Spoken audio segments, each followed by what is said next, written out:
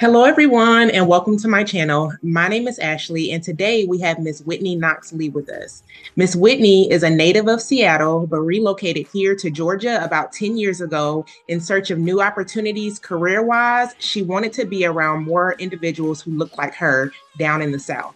She is a wife, a mother of two young boys, ages 3 and 6, and in their free time, they like to travel, exploring new beaches, and daydreaming of one day living there. Today, we are going to be discussing how estate planning correlates with your real estate goals. Now, let's get into this.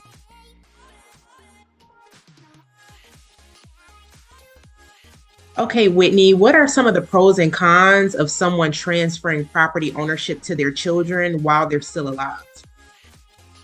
Yeah, so the biggest pro is that you don't have to worry about it after death. You make sure that the person who you want to receive your property is actually receiving the property.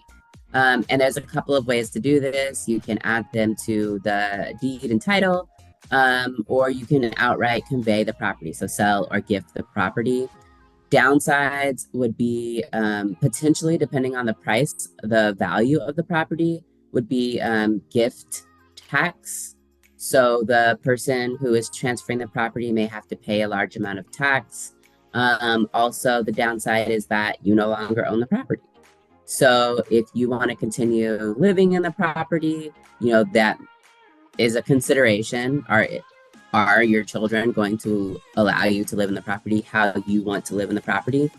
If you want to make repairs or improvements on the property, the homeowners are the ones that need to be able to authorize that. So are your children going to authorize being able to make repairs on the property?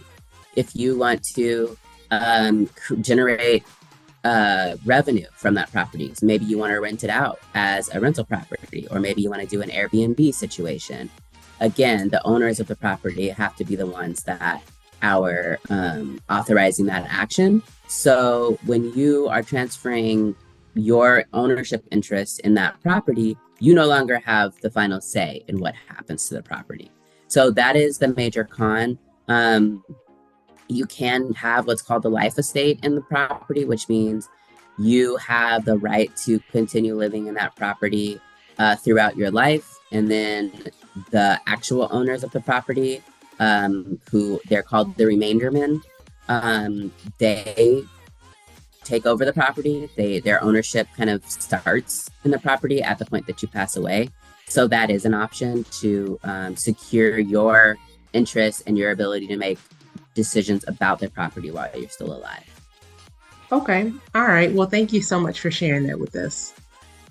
Subscribe to my channel to learn more about probate real estate, financial literacy, and generational wealth planning.